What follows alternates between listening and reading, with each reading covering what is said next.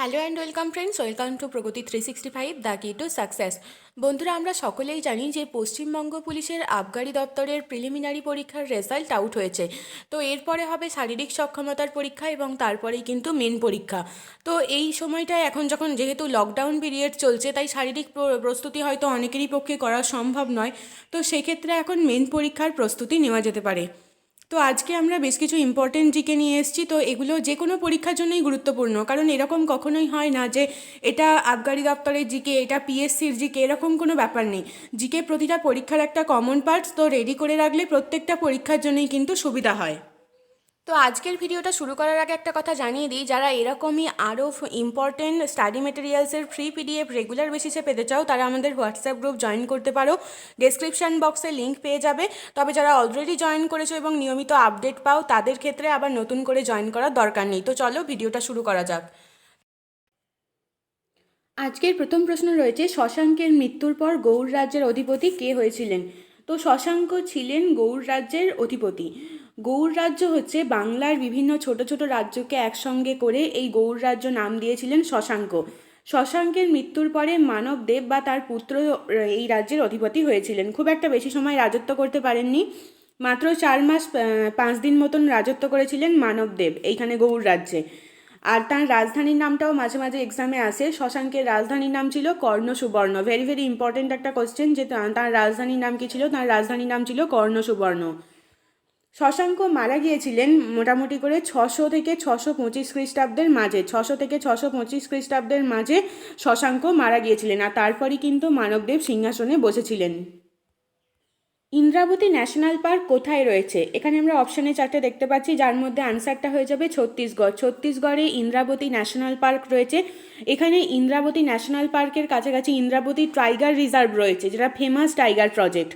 ছত্তিশগড়ের মধ্যে বিজাপুর বলে একটা জায়গা আছে, বিজাপুর জেলা, সেই রাজ্যেই রয়েছে ইন্দ্রাবতী ন্যাশনাল পার্ক। আর এই ন্যাশনাল পার্ক ইন্দ্রাবতী নদীর খুব কাছাকাছি দিয়ে রয়েছে। আয়তন হচ্ছে মোটামুটি করে 1258.37 বর্গ কিলোমিটার। 1258.37 বর্গ কিলোমিটার ইন্দ্রাবতী ন্যাশনাল পার্কের আয়তন। তার সাথে সাথে জানাবো যে এখানে বেশ কিছু গুরুত্বপূর্ণ প্রাণীর নাম রয়েছে, যেগুলো এক্সামে আসে। তো গুরুত্বপূর্ণ প্রাণীর নাম হচ্ছে wild buffalo, nilgai, barking deer, এগুলো কিন্তু এখানে পাওয়া যায়। ফেমাস হচ্ছে রেয়ার ওয়াইল্ড বাফেলো, এটা এখানকার বিখ্যাত। তো অনেক সময় এক্সামে কোশ্চেন দিয়ে দেয় যে এই ইন্দ্রাবতী ন্যাশনাল পার্ক কোন প্রাণীর জন্য বিখ্যাত? তো আনসারটা হয়ে যাবে ওয়াইল্ড বাফেলো। তো বুনো মহিষের জন্য কিন্তু এই ন্যাশনাল পার্ক বিখ্যাত। আর তার সাথে সাথে এটা একটা ফেমাস টাইগার প্রজেক্ট। জলের মধ্যে বায়ুর বুদবুদ কী ধরনের লেন্সের কাজ করে? জলের মধ্যে বায়ুর বুদবুদের আকৃতি এটা অনেকটাই পুরু উভোত্তল লেন্সের কাছাকাছি, কিন্তু এখানে সঠিক আনসার এটা হবে না, কারণ এখানে জলের প্রতিসরাঙ্ক বায়ুর প্রতিসরাঙ্কের থেকে বেশি, সেই জন্য বুদবুদটা অবতল লেন্সের মতো কাজ করে। তো সঠিক আনসার হয়ে যাবে অপশান নাম্বার বি। দ্বিতীয় গোলটেবিল বৈঠক কবে হয়েছিল? দ্বিতীয় গোলটেবিল বৈঠক কবে হয়েছিল? এখানে আনসারটা হবে 1931 সালে।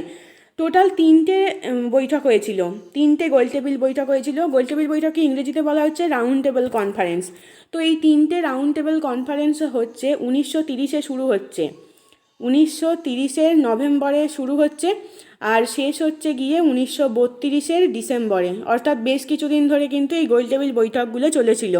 জিন্না ছিল, ভাইসরয় লর্ড আরউইন ছিল, ব্রিটিশ প্রাইম মিনিস্টার রামসে ম্যাকডোনাল্ড ছিল।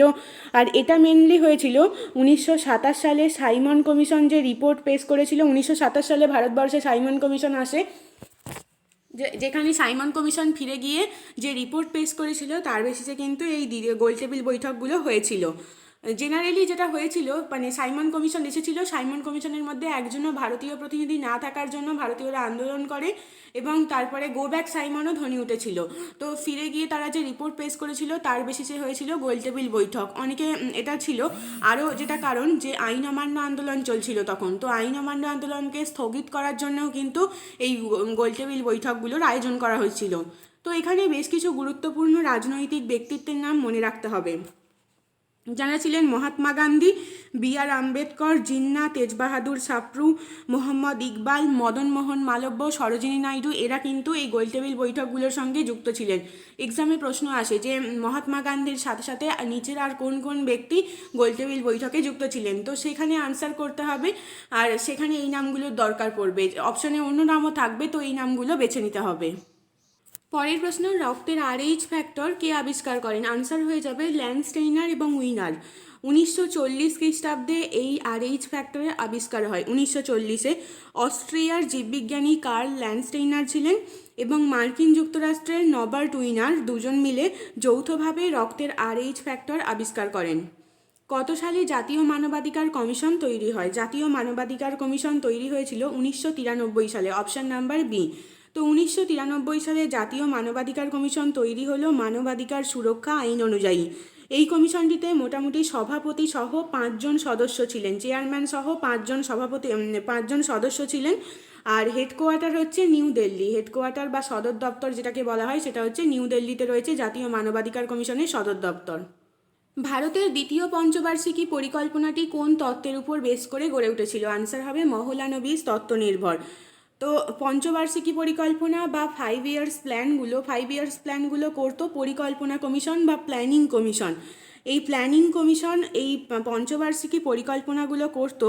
ওরা শুরু করেছিল 1951 সালে। 1951-তে প্ল্যানিং কমিশন এই প্ল্যান শুরু করেছিল। তো প্রথম যে পঞ্চবার্ষিকী পরিকল্পনা হয়েছিল 1951 থেকে 56-র মধ্যে, আর সেটার মধ্যে প্রাইমারি সেক্টরকে গুরুত্ব দেওয়া হয়েছিল। যেমন প্রাইমারি সেক্টরের মধ্যে পড়ছে ফার্মিংয়ের কাজ, ফরেস্ট্রির কাজ, মাছ ধরার কাজ, মাইনিংয়ের কাজ, এই ধরনের যে কোনো ইন্ডাস্ট্রি, ছোট ছোট ইন্ডাস্ট্রি। তো প্রাইমারি সেক্টরকে গুরুত্ব দেওয়া হয়েছিল প্রথম পঞ্চবার্ষিকী পরিকল্পনার ক্ষেত্রে। এখানে আমরা দেখতে পাচ্ছি দ্বিতীয় পঞ্চবার্ষিকী পরিকল্পনা, এটার সময়সীমা ছিল 1956 থেকে 61, যেই সময়ে ভারী শিল্পের উপর গুরুত্ব আরোপ করা হয়েছিল, র্যাপিড ইন্ডাস্ট্রিয়ালাইজেশন। তো সেটাই ছিল দ্বিতীয় পঞ্চবার্ষিকী পরিকল্পনার লক্ষ্য। দ্বিতীয় পঞ্চবার্ষিকী পরিকল্পনা গড়ে উঠেছিল মহলানবিস তত্ত্ব নির্ভর। এটাকে মহলানবিস মডেলও বলা হচ্ছে। প্রশান্তচন্দ্র মহলানবিসের জন্য এই মডেলটা ছিল। তো এখানে এই সময়ে অনেকগুলো জলবিদ্যুৎ প্রকল্প গড়ে উঠেছিল। এছাড়াও বড় বড় যে স্টিল প্ল্যান্টগুলো রয়েছে দেশে, ভিলাই, দুর্গাপুর, রাউরকেল্লা, এগুলো তৈরি হয়েছিল। প্রচুর রেলওয়ে লাইন তৈরি হয়েছিল। যেহেতু ভারী শিল্পকে গুরুত্ব আরোপ করা হয়েছিল, সেই জন্য দ্বিতীয় পঞ্চবার্ষিকী পরিকল্পনার সময় এগুলো গড়ে উঠেছিল। নৈহাটি তাম্রপট্ট লিপি, এই থেকে কোন শাসকের সম্পর্কে জানা যায়? আনসারটা হয়ে যাবে বল্লাল সেন। বল্লাল সেনের সম্পর্কে জানার জন্য একমাত্র যে লিপি সেটা হচ্ছে নৈহাটি তাম্রপট্ট লিপি। তো এই নৈহাটি তাম্রপট্ট লিপি থেকে সেন বংশের রাজা বল্লাল সেনের কথা আমরা জানতে পারি। বল্লাল সেনের কথা আরও গুরুত্বপূর্ণ। আরও দুটো প্রশ্ন আসে, গুরুত্বপূর্ণ প্রশ্ন, সেগুলো হচ্ছে কৌলিন্য প্রথার প্রবর্তক কে ছিলেন? তো সেই ক্ষেত্রেও কিন্তু আনসারটা হয়ে যাবে বল্লাল সেন। ভারতবর্ষে কৌলিন্য প্রথার প্রবর্তক ছিলেন বল্লাল সেন। আরও একটা প্রশ্ন গুরুত্বপূর্ণ, বল্লাল সেনের লেখা দুটো বইয়ের নাম। গুরুত্বপূর্ণ বইয়ের নামগুলো, কারণ বেশিরভাগ পরীক্ষাতেই কিন্তু আসতে দেখা যায়। তো সেই দুটো বইয়ের নাম হচ্ছে দান সাগর এবং অদ্ভুত সাগর। এই দুটো বইয়ের লেখক ছিলেন বল্লাল সেন। মৌনা লোয়া কোন ধরনের পর্বত? মৌনা লোয়া হচ্ছে এক ধরনের আগ্নেয় পর্বত। মৌনা লোয়া আগ্নেয় পর্বত। তো মাটির নিচে যে উত্তপ্ত গলিত ম্যাগমা যখন ভূপৃষ্ঠের বাইরে বেরিয়ে আসছে, তখন প্রাকৃতিক পরিবেশের সংস্পর্শে এসে ধীরে ধীরে ঠান্ডা হয়ে যাচ্ছে এবং যে পর্বত তৈরি করছে সেটাকেই বলা হচ্ছে আগ্নেয় পর্বত। তো এই আগ্নেয় পর্বত এটাই। আর মৌনা লোয়া হাওয়াই দ্বীপে রয়েছে। হাওয়াই দ্বীপের মৌনা লোয়া হচ্ছে একটা অবিরাম আগ্নেয় পর্বত, অর্থাৎ কন্টিনিউয়াস বেসিসে কিন্তু এখানে অগ্নুৎপাত হয়ে চলেছে। তো মৌনা লোয়া একটি আগ্নেয় পর্বত। কোন গ্যাস ঝালাইয়ের কাজে ব্যবহৃত হয়? আনসারটা হয়ে যাবে অ্যাসিটিলিন। অ্যাসিটিলিন হচ্ছে এক রকমের জৈব যৌগ। কোল গ্যাসে সামান্য পরিমাণে থাকে এই অ্যাসিটিলিন। আর ঝালাইয়ের কাজ ছাড়াও মোটামুটিভাবে বেনজিন, কৃত্রিম রবার তৈরি, এইসবের ক্ষেত্রে অ্যাসিটিলিনের ব্যবহার হয়। বিবাদীরা কবে রাইটার্স বিল্ডিংয়ের অভিযান করেছিল? রাইটার্স বিল্ডিং এখনকার মহাকরণ, তো সেটাই হচ্ছে রাইটার্স বিল্ডিং ছিল তখন। আর আমরা জানি যে রাইটার্স বিল্ডিং বা মহাকরণ রয়েছে বিবাদীবাগে। পরবর্তীকালে বিবাদীর নাম অনুসারেই কিন্তু এটার নাম হয় বিবাদীবাগ। রাইটার্স বিল্ডিংয়ে অভিযান করেছিলেন তারা কত সালে? তো এখানে যেটা আনসার হবে 1930 সাল। 1930 সালের 8ই ডিসেম্বর রাইটার্স বিল্ডিং অভিযান করেন বিখ্যাত বিপ্লবী বিনয় বসু, বাদল গুপ্ত এবং দীনেশ গুপ্ত। তো এই যে রাইটার্স বিল্ডিং তারা অভিযান করেছিলেন, এটাকে অলিন্দ যুদ্ধও বলা হয়, কারণ রাইটার্স বিল্ডিংয়ের বারান্দায় একটা যুদ্ধ হয়েছিল। তো সেই যুদ্ধ মানে ব্রিটিশ সৈন্যদের সঙ্গে যুদ্ধ হয়েছিল। তো 1930 সালের 8ই ডিসেম্বর তারিখটাও মনে রাখা দরকার, কারণ অনেক সময় এক্সামে দিয়ে দেয়। তো 8ই ডিসেম্বর 1930 সালে তো রাইটার্স বিল্ডিং অভিযান তখন তারা করেছিলেন। তাদের মেন যে উদ্দেশ্য ছিল সেটা হচ্ছে কারা বিভাগের অধিকর্তা সিম্পসনকে হত্যা করার উদ্দেশ্য নিয়ে তারা রাইটার্স বিল্ডিং অভিযান করেছিলেন। সেই সময়ে হত্যা করার পরে তাদের যে যুদ্ধ হয়েছিল, তো সেখানে যুদ্ধের পরে বাদল গুপ্ত পটাশিয়াম সায়ানাইড খেয়ে সুইসাইড করেছিলেন। তারপরে বিনয় বসু আর দীনেশ গুপ্ত নিজেদেরকে গুলি করে নিজেদের আত্মহত্যার চেষ্টা করেছিলেন। তারপরে কিন্তু তারা সফল হননি। বিনয় বসুর মৃত্যু হয় হাসপাতালে এবং দীনেশ গুপ্ত ফাঁসিতে মারা যান। জেট বিমান থেকে যে এরোজল নির্গত হয় তাতে প্রধানত কি থাকে? তো তাতে প্রধানত ফ্লুরোকার্বন থাকে, যেটাকে PFCSও বলা হয়। তো এই ফ্লুরোকার্বনটা মেনলি কার্বন আর ফ্লুওরিন নিয়ে তৈরি। তো সেই ফ্লুরোকার্বন জেট বিমান থেকে যে এরোজল নির্গত হয় তাতে প্রধানত থাকে fluorocarbon. Option number D. Supreme কোর্টের বিচারপতির অবসরের বয়সসীমা কত? তো এখানে আনসারটা হয়ে যাবে 65 বছর। 65 বছর হচ্ছে সুপ্রিম কোর্টের বিচারপতির অবসরের বয়সসীমা। তো তার আগে তিনি স্বেচ্ছায় পদত্যাগ করতে পারেন, অথবা পার্লামেন্ট যদি চায় তাহলে ইমপিচমেন্ট প্রসিডিওরটাকে যদি ইউজ করে তাহলেও কিন্তু তাকে পদচ্যুত করা যায়। জেনারেলি যেটা হয় সেটা হচ্ছে 65 বছর। কৃষি ঋণের ক্ষেত্রে অ্যাপেক্স ব্যাংক কোনটা? তো এক্ষেত্রে আনসার হবে ন্যাবার্ড। তো ন্যাবার্ড হচ্ছে কৃষি ঋণের ক্ষেত্রে অ্যাপেক্স ব্যাংক। তো ন্যাবার্ড তৈরি হয়েছিল, আমরা দেখলাম পঞ্চবার্ষিকী পরিকল্পনার কথা। তো পঞ্চবার্ষিকী পরিকল্পনার মধ্যে 6 প্ল্যান বা 1980 থেকে 85 সালের মধ্যে যে প্ল্যান হয়েছিল, ষষ্ঠ পরিকল্পনা, তো সেই সময়ই কিন্তু এই ন্যাবার্ড তৈরি হচ্ছে। তো আর ন্যাবার্ডের ফুল ফর্ম যেটা, সেটাও কিন্তু পরীক্ষার জন্য গুরুত্বপূর্ণ, national bank for agriculture and rural development, এটাই হচ্ছে ন্যাবার্ডের ফুল ফর্ম। 12ই জুলাই 1982, 12ই জুলাই 1982 সালে কিন্তু এই ন্যাবার্ড তৈরি হয়েছিল। নেক্সট আমরা আসবো যে এই ন্যাবার্ডটা তৈরি হয়েছিল শিবরামন কমিটির রেকমেন্ডেশন অনুযায়ী। আমরা দেখেছি যে বিভিন্ন তদন্তের ক্ষেত্রে কোনো কিছু আরও যে বিভিন্ন ধরনের ক্ষেত্রে কিন্তু এই কমিশন বা কমিটির নিয়োগ হয়। তো এই ন্যাবার্ড তৈরি হয়েছিল শিবরামন কমিটির রেকমেন্ডেশন অনুযায়ী। পরের প্রশ্নে আসবো আমরা, তৃতীয় বৌদ্ধ ধর্ম সম্মেলন কোথায় অনুষ্ঠিত হয়েছিল? প্রত্যেকটা বৌদ্ধ ধর্ম সম্মেলনই এক্সামের জন্য গুরুত্বপূর্ণ। তো টোটাল 4টে মনে রাখতে হবে। তো সেক্ষেত্রে প্রথমে যেটা হচ্ছে, প্রথম বৌদ্ধ ধর্ম সম্মেলন কত সালে হচ্ছে? এটা হচ্ছে 400 খ্রিস্টপূর্বাব্দ। 400 খ্রিস্টপূর্বাব্দে হচ্ছে প্রথম বৌদ্ধ ধর্ম সম্মেলন। আয়োজন করছেন রাজা অজাতশত্রু। এটা হয়েছিল রাজগৃহতে। রাজগৃহ তখন ওদের রাজধানী ছিল। তো রাজগৃহে হয়েছিল এই প্রথম বৌদ্ধ ধর্ম সম্মেলন। আর পৌরোহিত্য করেছিলেন মহাকাশ্যপ বা সভাপতিত্ব করেছিলেন মহাকাশ্যপ। দ্বিতীয় বৌদ্ধ ধর্ম সম্মেলন কবে হচ্ছে? দ্বিতীয় বৌদ্ধ ধর্ম সম্মেলন হচ্ছে প্রায় তার 100 বছর পরে, 300 খ্রিস্টপূর্বাব্দ। 100 বছর পরে হচ্ছে দ্বিতীয় বৌদ্ধ ধর্ম সম্মেলন। এটা কোথায় হয়েছিল? এটা হয়েছিল বৈশালীতে। এটার আয়োজন কোন রাজা করেছিলেন? কালাশোক।